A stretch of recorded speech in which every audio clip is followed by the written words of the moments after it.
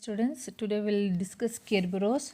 So this question is they've asked for 5 marks and 2 marks also. Okay, if they ask for Kerberos operation, you have to explain only Kerberos operation.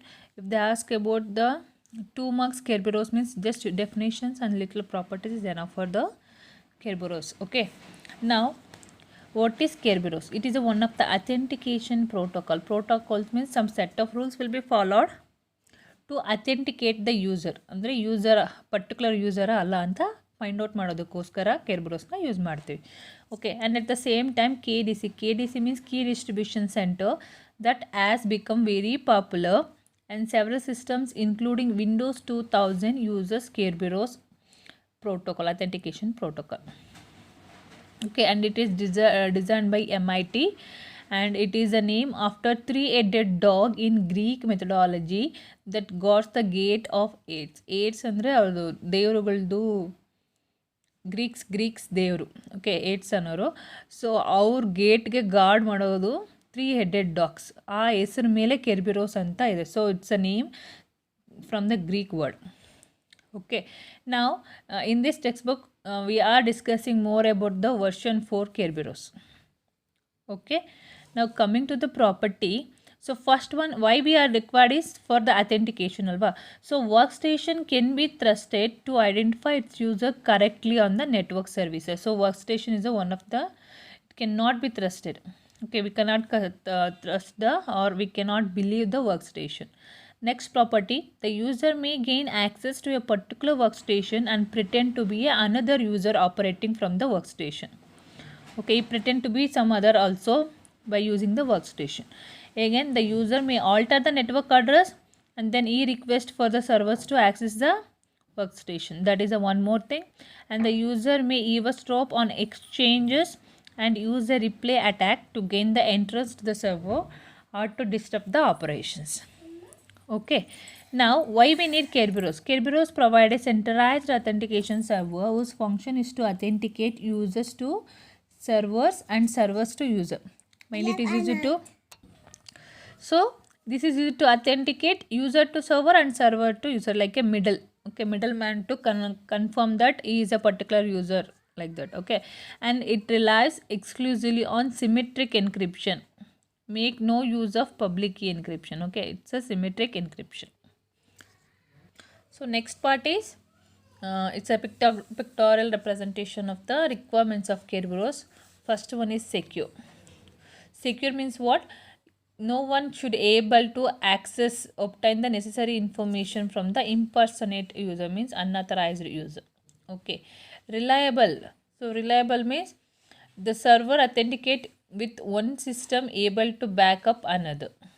Okay, it is reliable. Means should be highly reliable and should employ a distributed server architecture. So easy to distribute. Then scalable. Scalable means it can be extended. So it can be able to support large number of clients and the servers. Okay, the last one is transparent. So transparent means here the user should not be aware that authentication is taking place beyond the requirement to enter the password. Means transparently it is doing the operation. So not much transparent, but it is doing the operation. That's what they explain. It's not, the user should not be aware that authentication is taking place beyond the requirement to enter the password. It is doing more operations inside to provide the best authentication possible. Okay, so these are the 4 requirements. Now what is the working of here in the Kerberos? We have authentication server and the TGC, ticket granting server. Okay, so authentication server, what is its purpose? Means it is used to authenticate the user to server and server to user, that we have discussed. No, so it knows all the passwords of all the users and that stores this in the centralized database. Okay, first it will check whenever the user requests for the ticket, it will check the database of the user. Based on that, it will share the grant the session key and the ticket to access the ticket granting server. Okay, so it shares a unique secret key with each server. So it will be containing the server's ID also. Okay, that is the working of authentication server. Again, ticket. So create once the authentication server accepts the user as authentic and contains the user ID, network, address and the server ID. Whenever the user requests for the ticket, that ticket contains these three parts: user ID, network address and server's ID. So server ID means that is the unique secret key with each server. Okay, now encrypted using the secret key shared by the authentication server and the server. Okay, this was encrypted and then it was shared to the user here.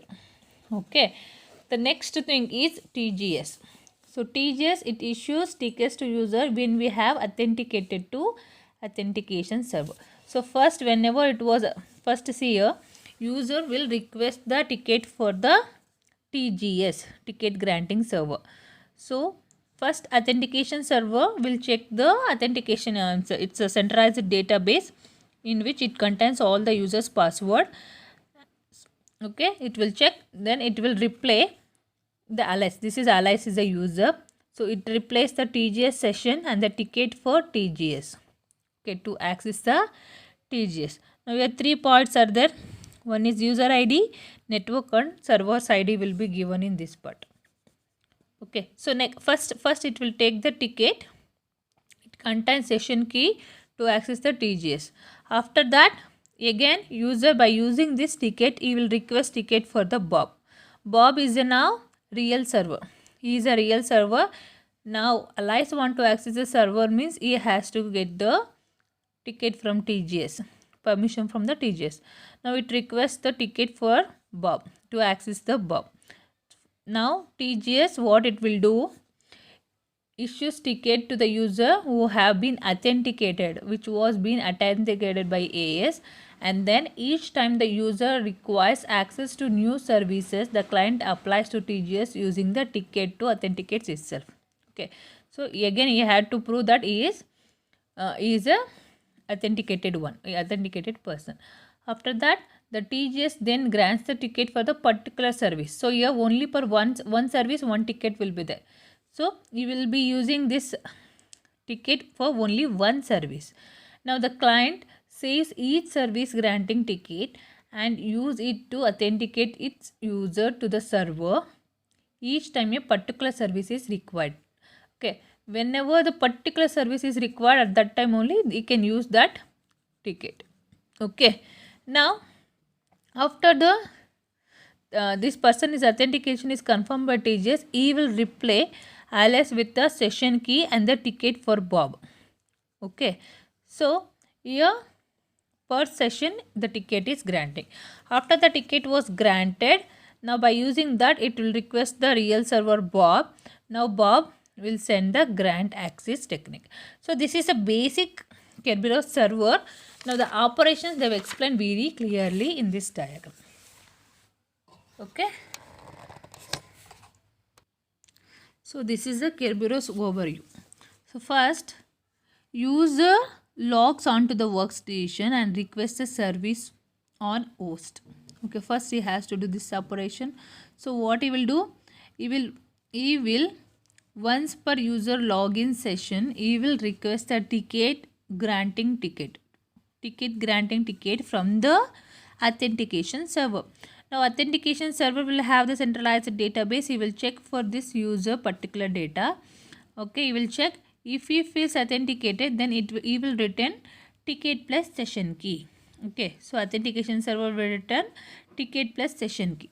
So as AES verifies user access right in the database and creates the ticket granting ticket and session key, results are encrypted using key derived from the user password. Whatever the user password is there, on that they will encrypt the ticket and the session key. Here ticket is ticket granting server ticket and the session key. So this is a first service. After that, again user what he will do? Workstation promotes the user for password and uses the password to decrypt the incoming message. Okay, whatever the incoming message is there, that it will decrypt. incoming message, then sends the ticket and authenticator that contains username, network address and times to TJS. Here timestamp will be using, okay, which time they are accessing particular service only, no particular session. So it contains username, network address and time to TGS. Okay, so this is the third operation. Now he is accessing, requesting the service to access the server. Okay, so now he requests the service granting ticket. Now he will check the service granting ticket with the session key which is given by the AES. Then if it is confirmed, he will send back the ticket plus session key.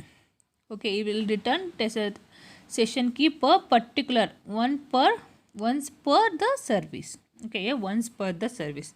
Now here the fourth operation is TGS decrypts the ticket and authenticator, verifies the request, then creates the ticket for requested server. Again it will create the other ticket. This is TGS ticket. Now this is for server ticket. Okay, these two tickets are different. Now this is to server ticket and session key. Okay, that will be returned. So after return, fifth operation, workstation sends ticket and authenticator to the server. Now he is requesting service. No, in that he will send the authenticator as well as the ticket. Authenticator to service and the ticket. Now this is also once per the session, service session. Now after this, server verifies the ticket and authenticator matches the grant access to services. If mutually authentication is requested, server returns an authenticator. It returns the authenticator, provides the server authenticator. Okay. Now one more thing is that Alice sends a Bob's ticket with the time stop encrypted with KA. Means this workstation sends the ticket with the time stop encrypted with key AB. Okay, means key for Alice to Bob. Okay, now Bob responds, means server will respond by subtracting 1 from the time stop. Whatever the time stop is given, he will subtract 1 from that and encrypt the grant for service to Alice. Means again for the workstation or the user, it will grant the access. So this is the process of Kerberos.